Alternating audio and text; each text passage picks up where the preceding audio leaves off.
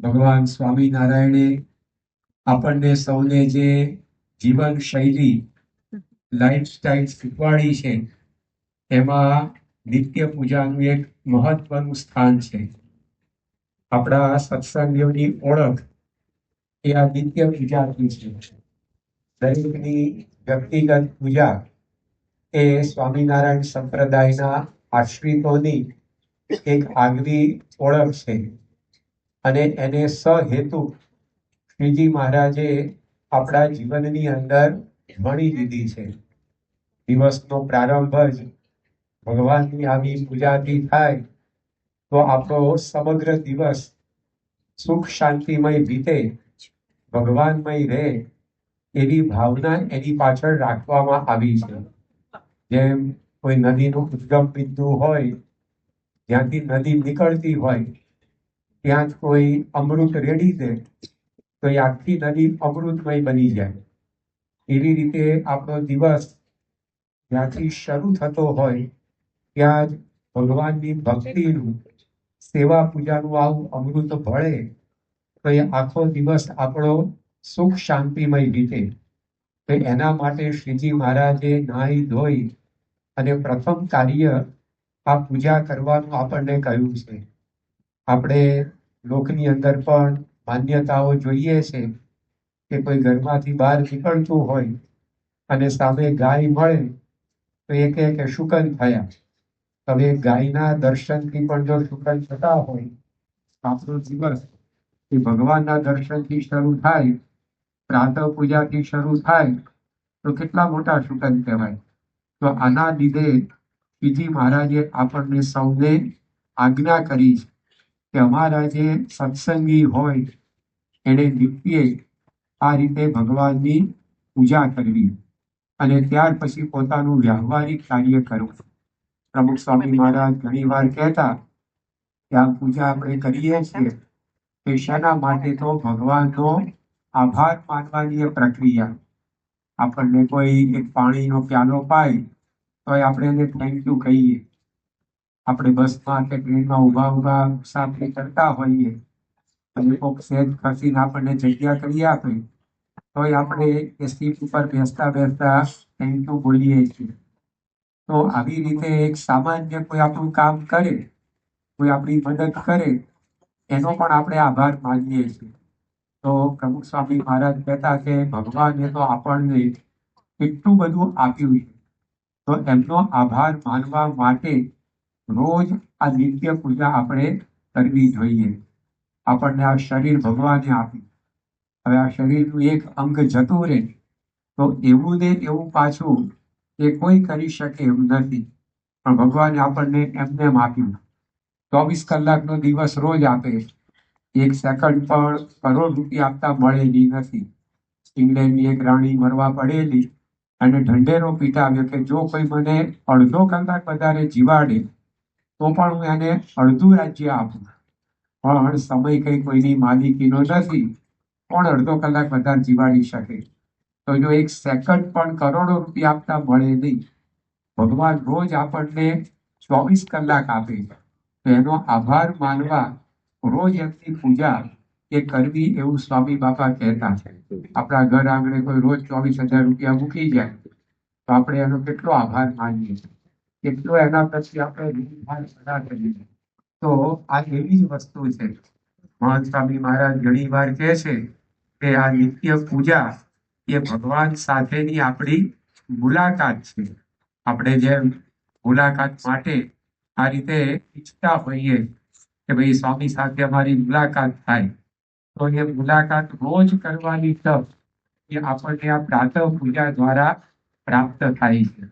કારણ કે આપણે પૂજા કરીએ તો એની અંદર ભગવાન હંમેશા એ પૂજાની અંદર બિરાજમાન થઈને આપણા સંકલ્પો પૂર્ણ કરતા હોય.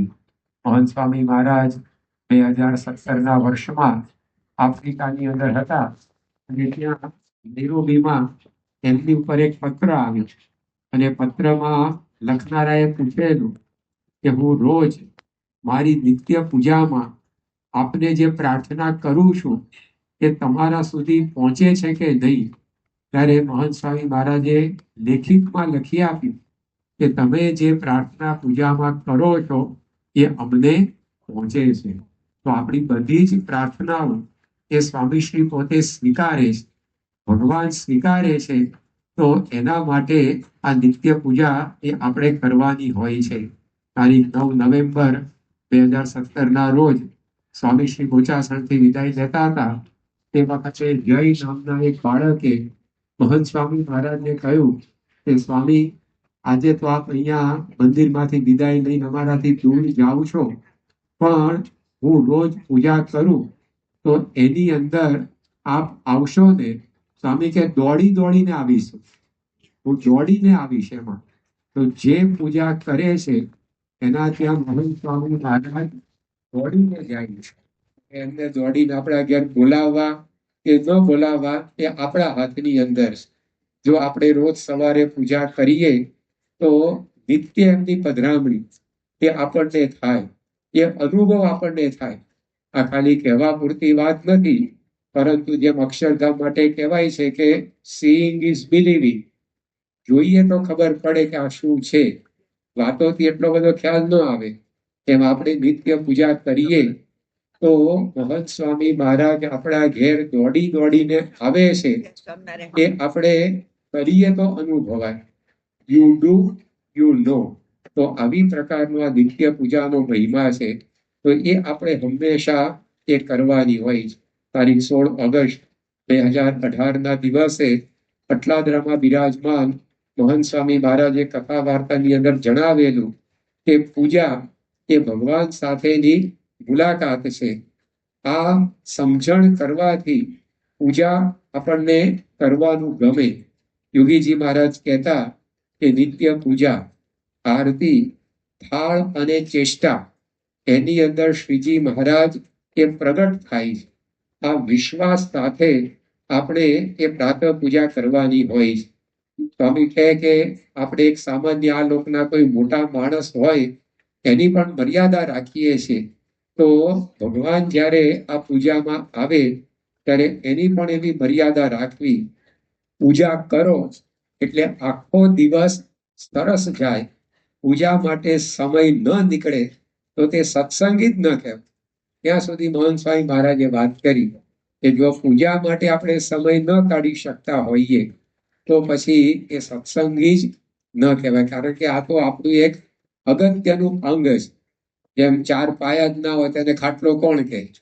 તો કે ભાઈ ખાટલા પર બેસો, પણ એમ પાયા જ ના હોય એ કઈ, પછી એને ખાટલો કેવી રીતે કહેવો? એમ સત્સંગીનું પ્રથમ આવશ્યક અંગ એ નિત્ય પૂજા છે. એ જો જીવનમાં સ્થાન ન પામ્યું હોય તો પછી એ સત્સંગી ન થઈ શકાય. તો મહંત સ્વામી મહારાજ એ આપણને આ સમજાવે છે કે આપણે આવી પ્રકારે મોટા પુરુષના વચનમાં વિશ્વાસ રાખીને આ નિત્ય પૂજા કરવી. જેમ યોગી બાપાએ કહ્યું કે આરતી, ચેષ્ટાગાન, થાળ અને નિત્ય પૂજા એમાં શ્રીજી મહારાજ હંમેશા પ્રગટ થાય છે.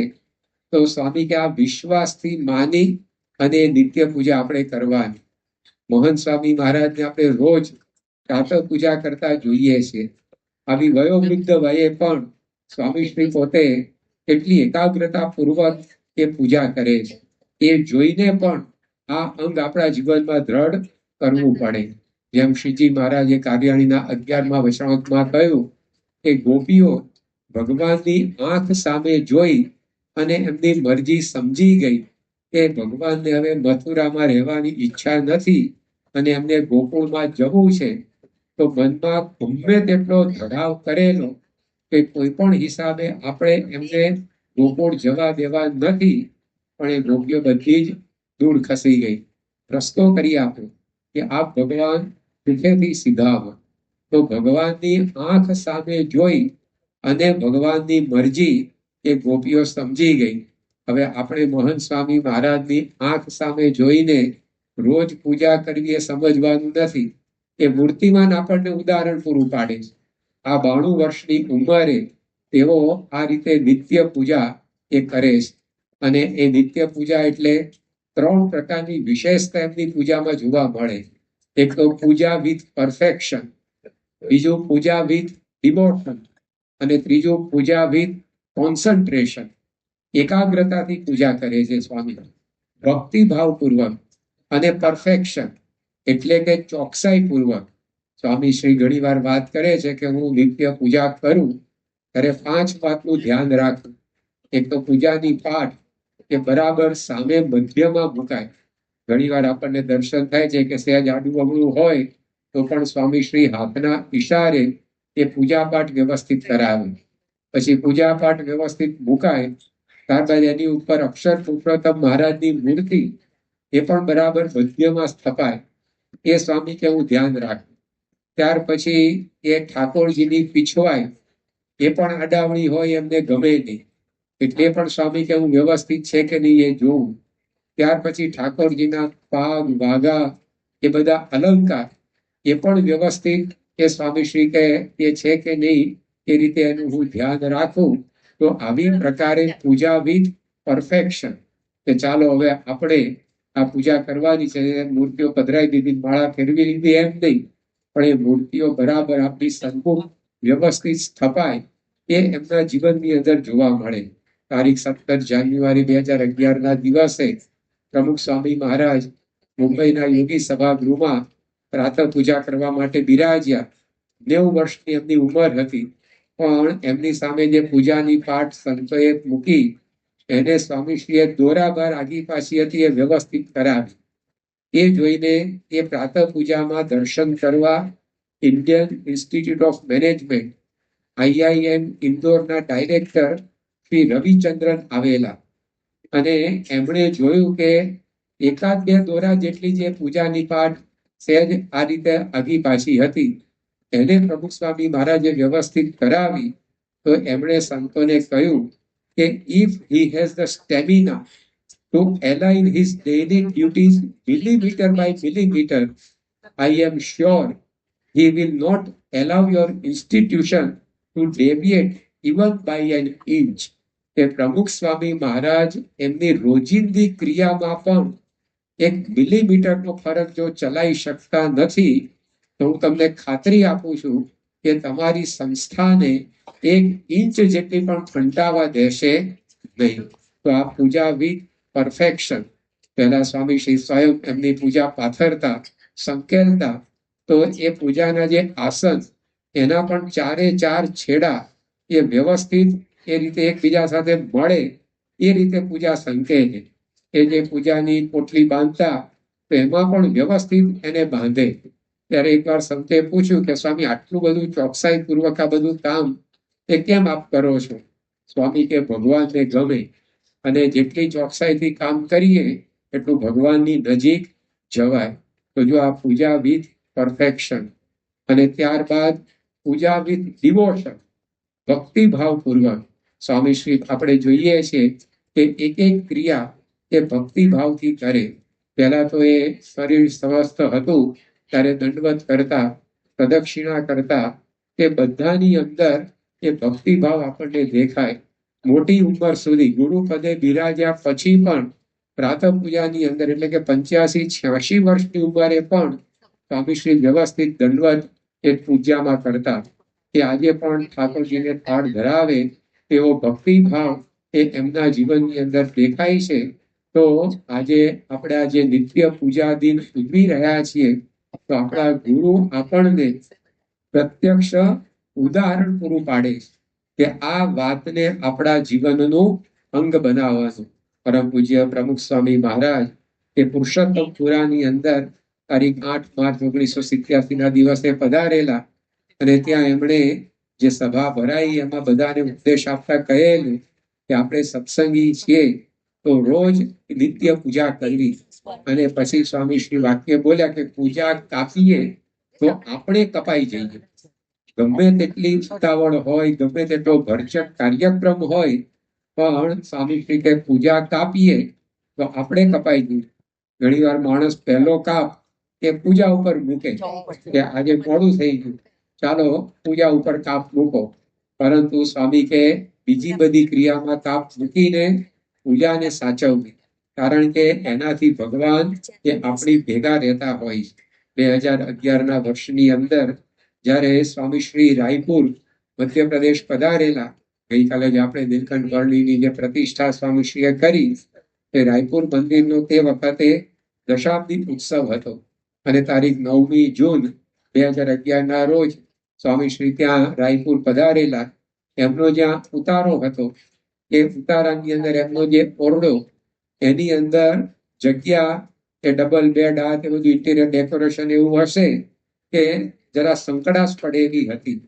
તેમ છતાં પણ મહંત સ્વામી મહારાજે પૂજામાં કરવાના દંડવત એ વ્યવસ્થિત રીતે કર્યા અને એ જોઈને ત્યાં સેવામાં રહેનારો એક યુવક હતો હિમેશ કરીને.